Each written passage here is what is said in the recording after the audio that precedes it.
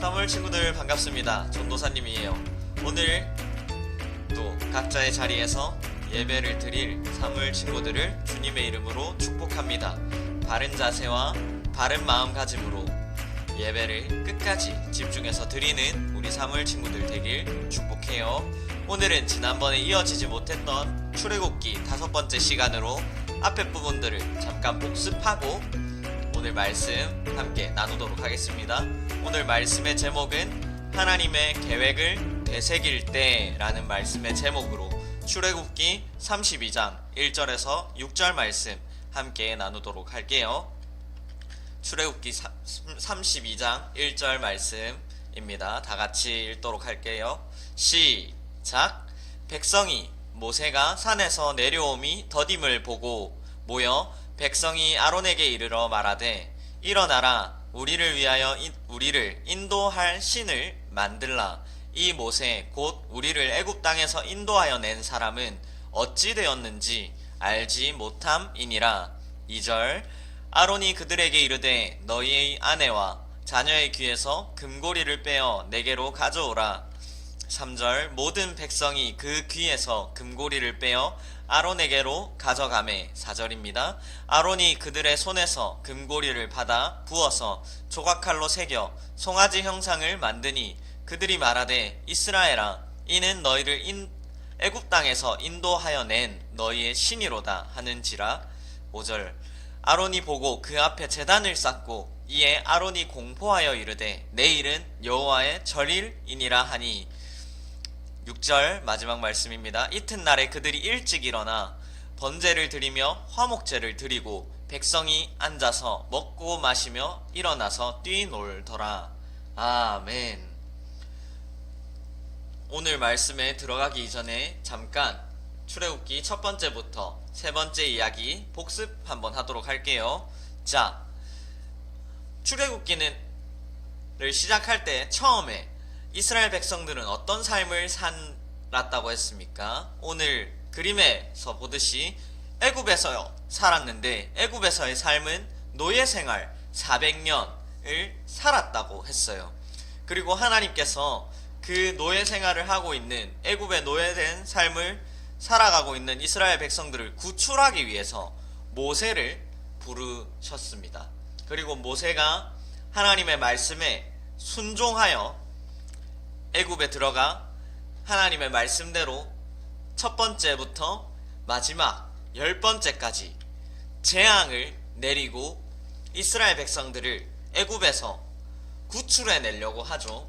그리고 마지막 10번째 장자와 처음 난 가축의 죽음에서 하나님이 모세에게 이르셔서 어린 양의 피를 문지방에 발라 이 재앙이 너희를 넘어 지나가게 하라라고 하셨습니다. 그리고 이스라엘 백성들은 그 말씀에 순종하여 어린 양을 잡아 먹고 그 피를 문지방에 바름으로 마지막 큰 고난이었던 장자의 죽음을 피해갈 수 있었어요.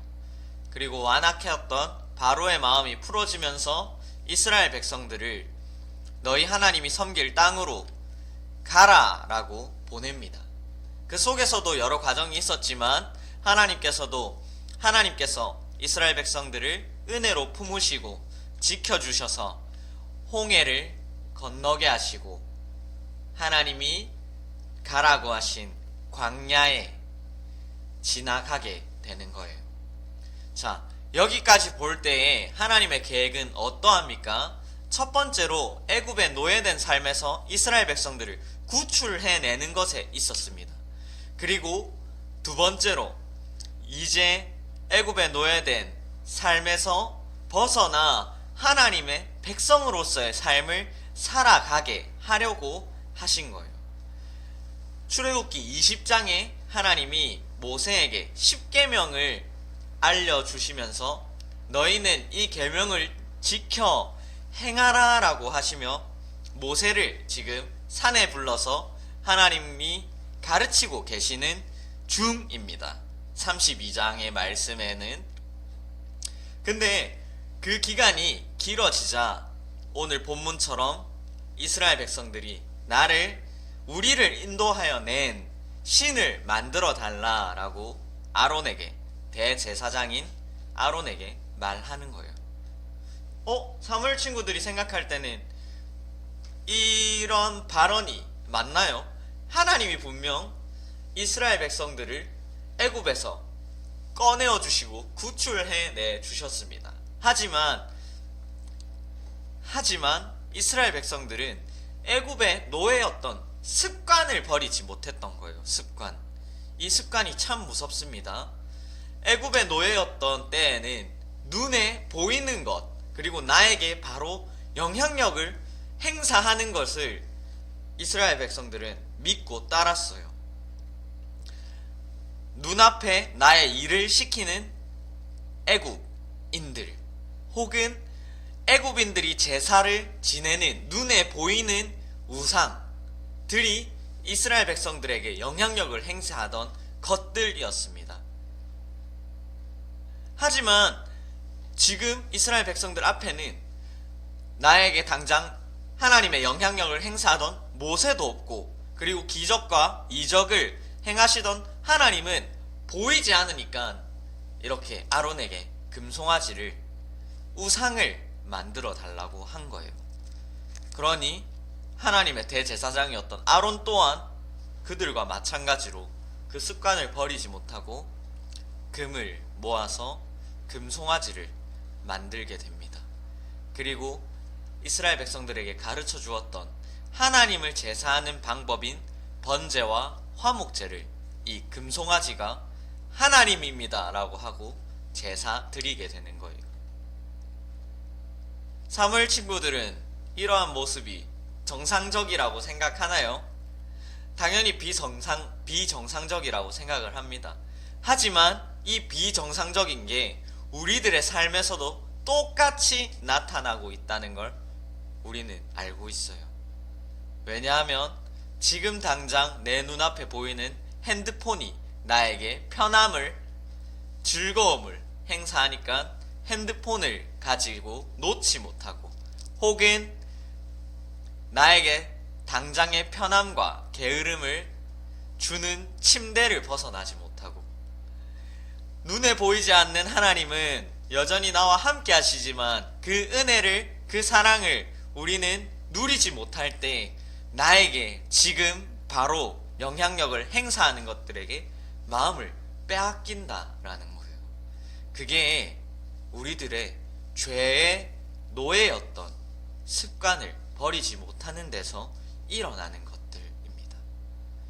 우리는 보이지 않는 하나님을 믿어요. 그리고 사람의 몸으로 오셔서 나의 죄를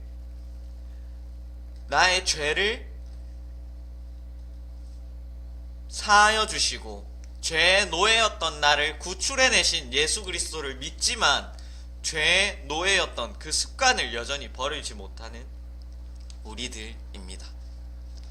그럴 때 우리는 더욱더 예수님을 찾아야 해요.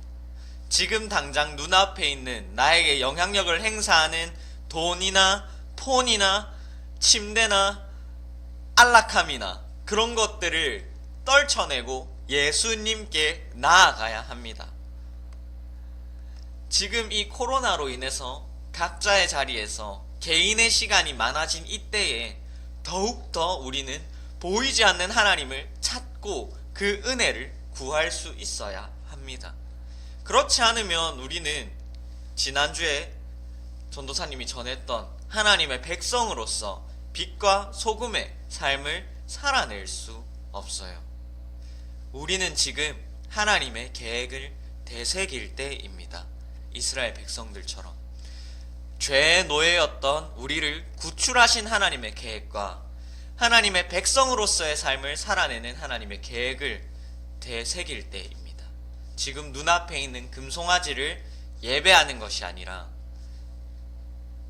하나님, 보이지 않는 하나님을 예배하고 그 하나님께 예수님의 이름으로 기도할 때라는 걸 우리는 기억해야 합니다.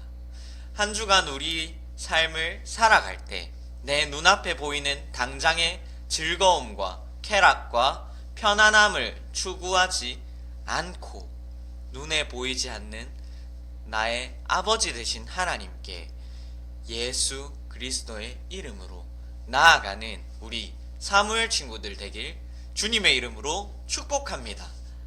그러면 한 주간도 예수님의 이름으로 빛과 소금의 삶을 살아내는 우리들 되기를 소망하며 그럼 예바.